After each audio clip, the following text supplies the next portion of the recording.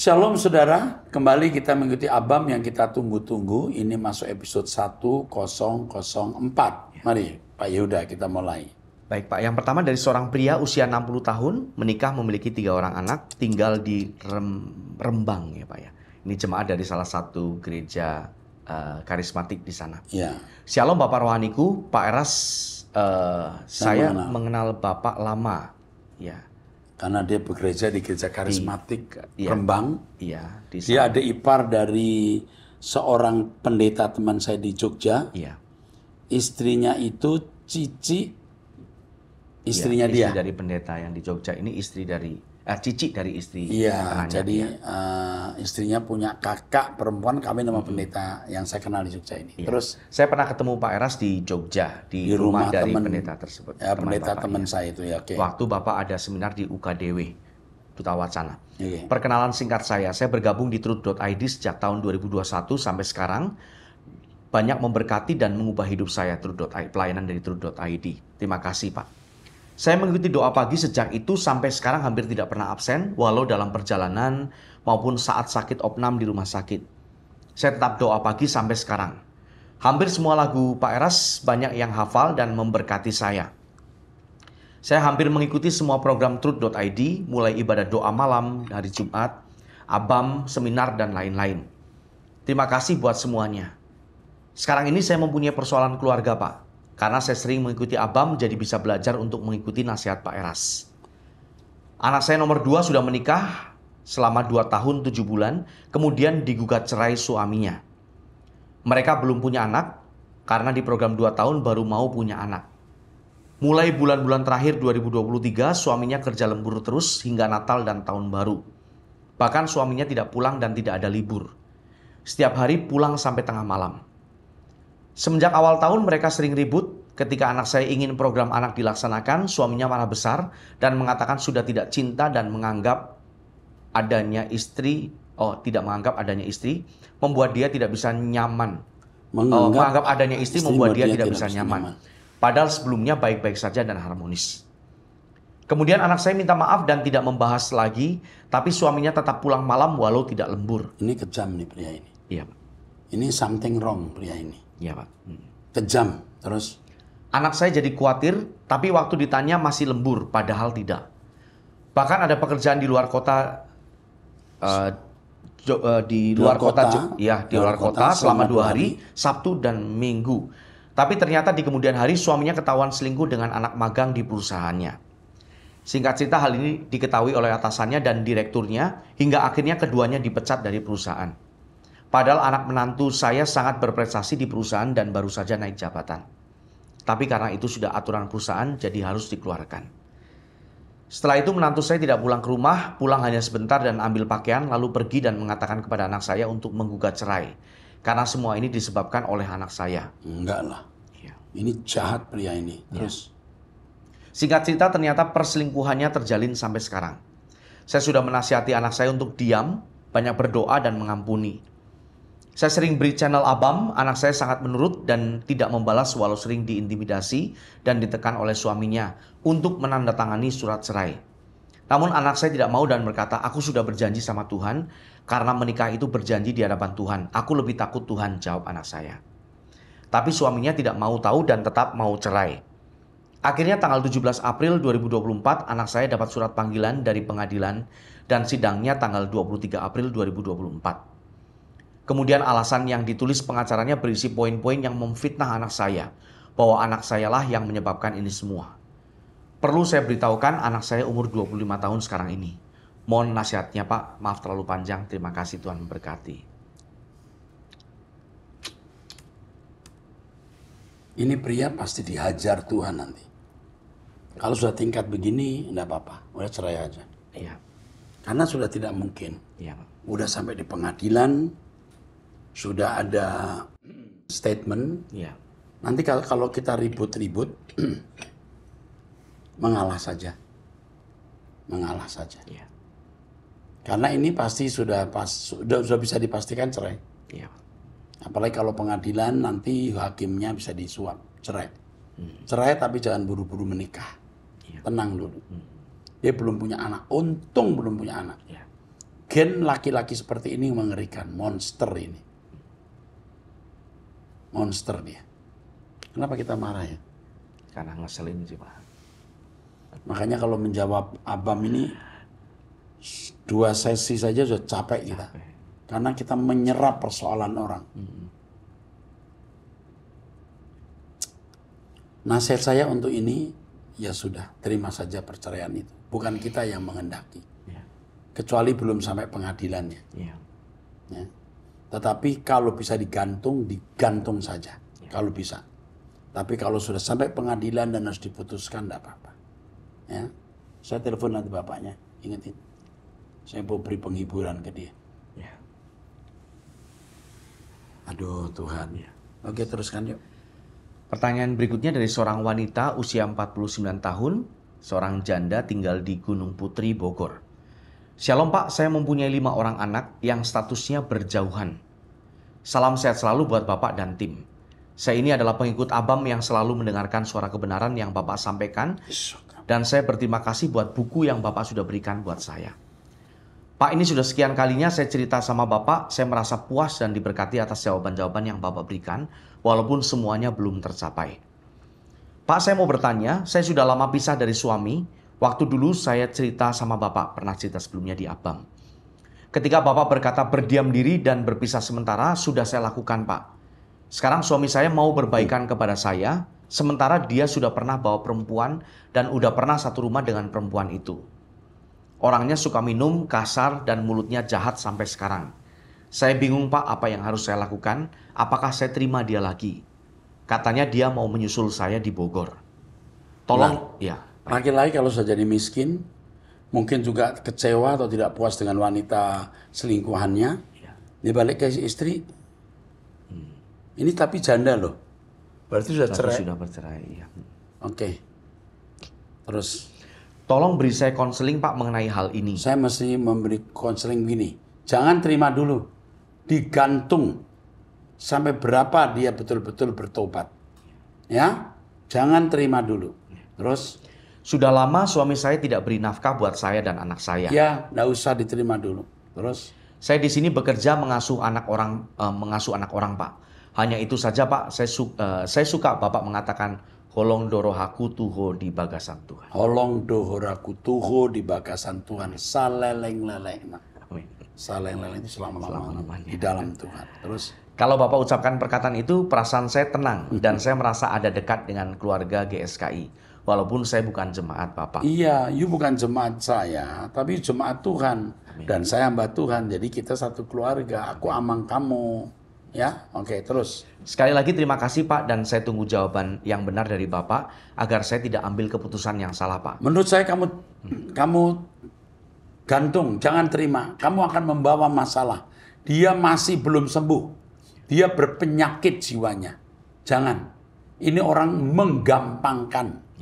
Benalu, menyusahkan, hanya cuman mau cari kepuasan. Wanita menjadi ATM seks dan ATM uang. Jangan terima dulu. Ya, oke, kamu hidup bahagia dengan anakmu cukup. Anakmu melihat bapaknya tidak benar tinggal serumah jadi rusak oleh contoh yang buruk. Oke, jangan terima. Oke. Pertanyaan selanjutnya dari seorang laki-laki berusia 42 tahun, menikah memiliki 1 orang anak tinggal di Bandung. Shalom Bapak Rohaniku, Om Eras. Saya ucapkan terima kasih atas semua respon atas pesan-pesan saya sebelumnya. Kali ini saya mau share sebuah pengalaman. Apakah ini dari Tuhan atau bukan? Ada beberapa pertanyaan ya Om, mudah-mudahan bisa diberikan pencerahan. Setelah diajarkan untuk doa pribadi oleh Om Eras, saya menjadi lebih menunjukkan doa kepada Allah Bapa Elohim Yahweh. Pikiran berusaha untuk menggambarkan, namun seperti tidak terjangkau. Akhir-akhir ini saya sering terbayang kemah suci di Perjanjian Lama pada zaman Nabi Musa, yang di dalamnya terdapat tabut perjanjian yang dibatasi oleh sebuah tirai tebal warna ungu. Kemudian pada ruang yang lebih besar ada roti tersusun, kemudian seperti ada kuali dan kaki dian yang sangat indah. Wal itu pembasuhan. Ya.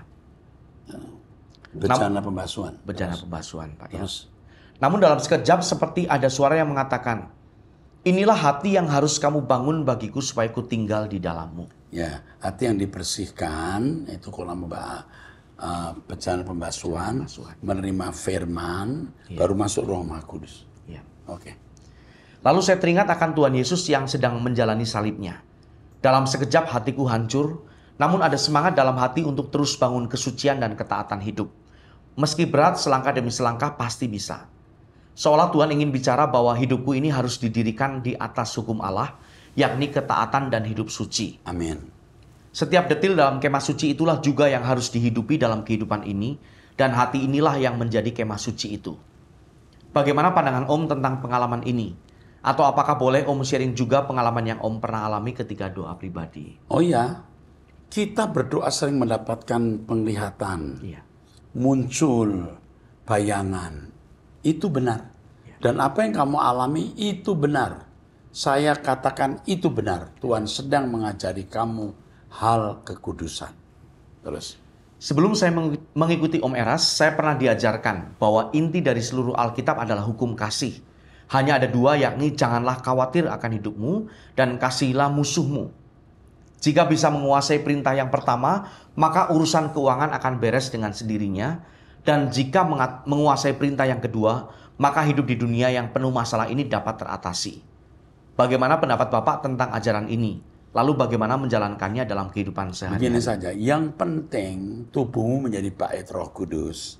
Ada ruang Maha Kudus dalam hatimu. Jangan lakukan kesalahan, sekecil apapun kesalahan itu. Apapun bentuknya.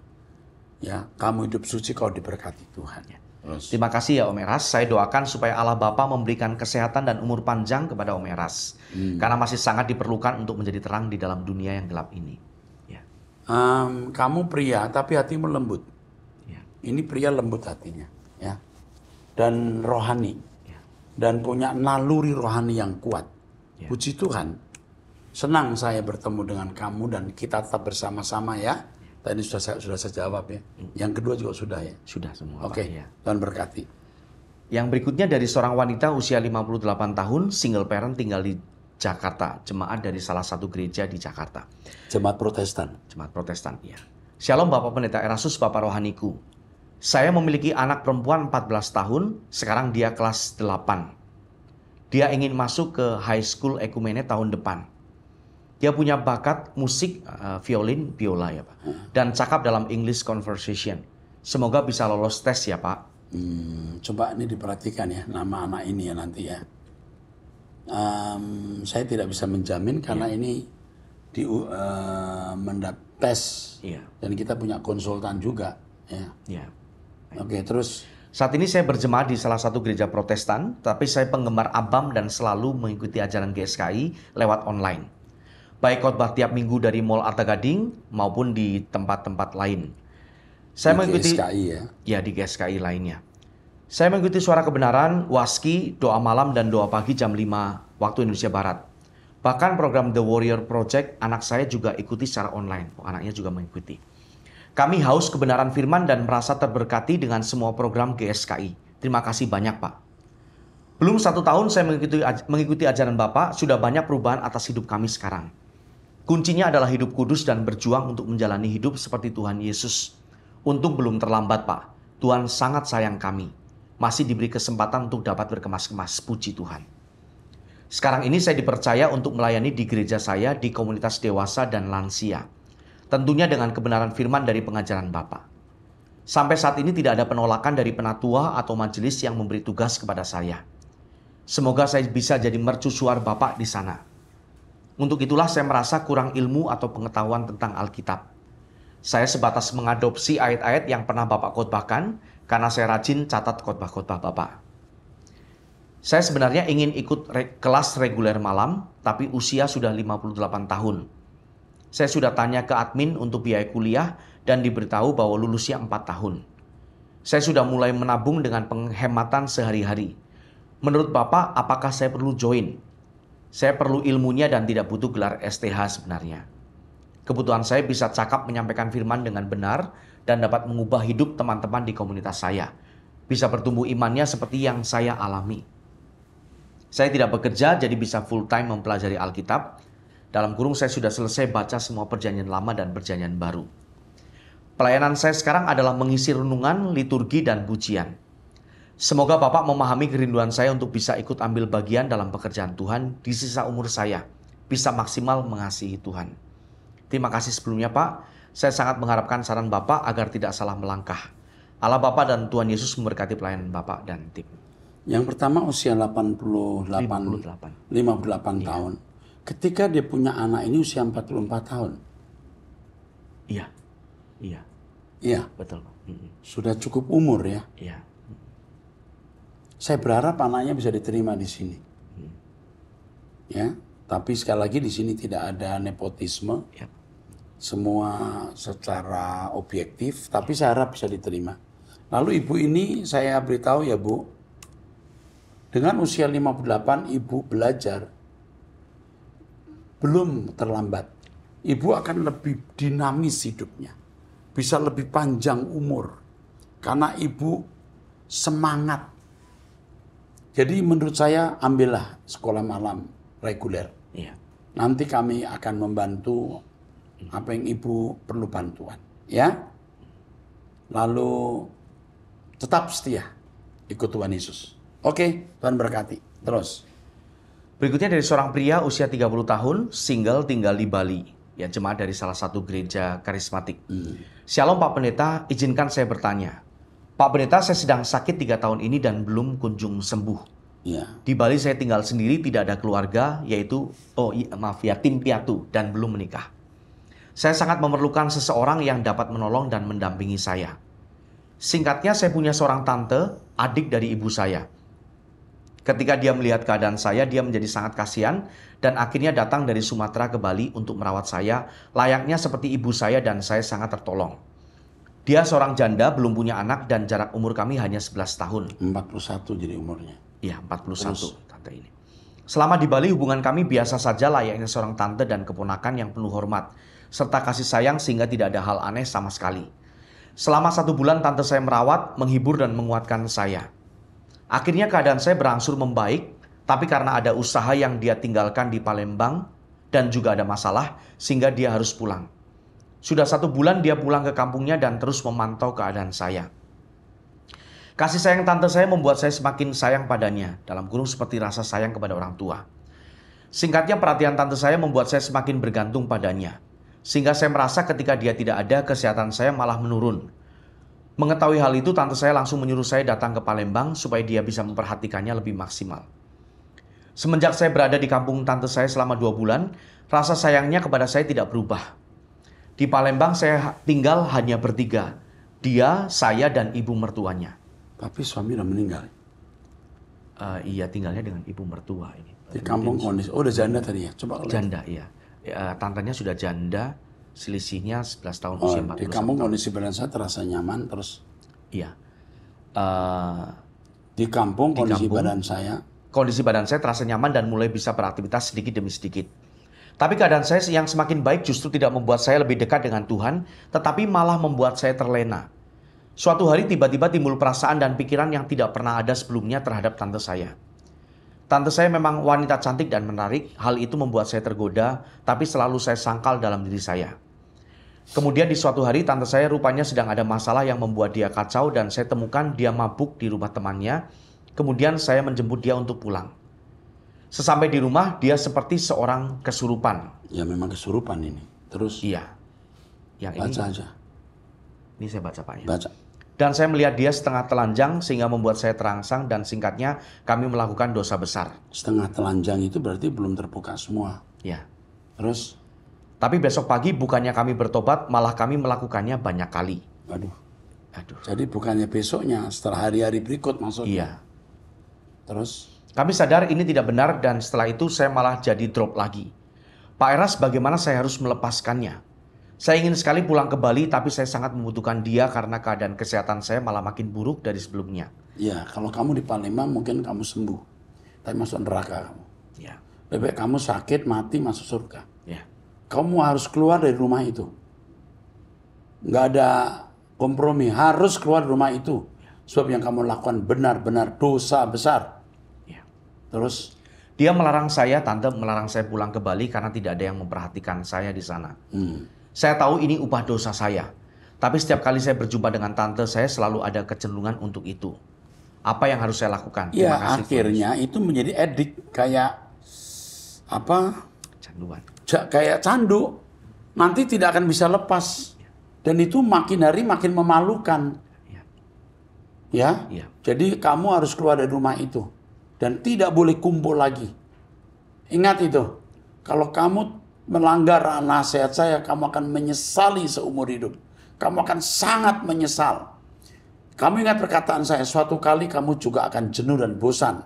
Dan kamu menyesali mengapa kamu melakukan hubungan dengan tantemu. Sekarang kamu belum bosan, nak. Suatu hari kamu akan bosan. Dan kamu akan menyesal sementara kamu sudah diikat oleh tantemu. Tantemu tentu bukan seorang yang bodoh. Dia cerdas. Dia bisa punya usaha sendiri.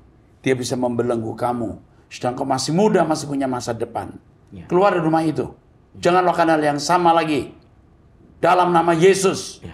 Putuskan hubungan yang tidak senonoh itu. Terus. Ini pertanyaan berikutnya bersinggungan dengan Yahweh. Iya, Yahweh. Oke. Dibaca apa saja. Tunggu. Ini apa kok lancang, Om? Tentang asal-usul nama Yahweh begitu. Oh, asal-usul nama Yahweh. Coba dibaca dulu, saya beritahu. Ya, baik. Shalom Om Eras, saya mau bertanya, saya sempat baca beberapa artikel dan video-video semacam di YouTube mengenai Yahweh atau Allah orang Yahudi atau Israel.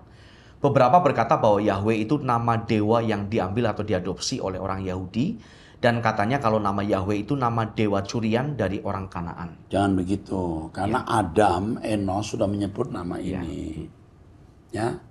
Kalau sampai Enos keturunan Hawa sudah menyebut nama ini, berarti nama ini sudah ada dalam kitab Kejadian. Oke, teruskan coba. Katanya Yahweh itu adalah bagian dari dewa-dewa seperti Asitoret, Baal, dan lain-lain. Itu kan kata orang. Tentu begini loh, keturunan Adam dan Hawa pasti membawa nama ini juga. Betul nggak? Pasti membawa nama ini juga, ya. Oke, teruskan deh.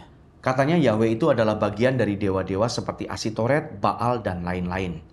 Jadi mereka berpendapat Yahweh itu bukan Tuhan atau Allah, tapi hanya entitas dewa yang memang kuasanya besar, sehingga menyelamatkan Israel dan lain-lain. Saya ulangi lagi ya, di Kejadian 4 ayat 1 ini, I have gotten a man with the help of the Lord, Yahweh, at Yahweh dalam bahasa aslinya ya.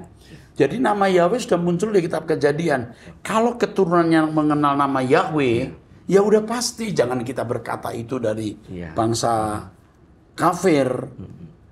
Ya tentu bangsa-bangsa ini kan keturunan Adam dan Hawa, pasti membawa nama Yahweh. Saya nggak ngerti loh orang mikirnya begitu. Oke, teruskan. Saya mungkin sebagai orang awam yang tidak belajar teologi, bolehkah dibantu pencerahannya karena banyaknya informasi, takutnya jadi salah. Sejak saya belajar tentang monoteisme, saya jadi penasaran soal nama dan sejarah Yahweh.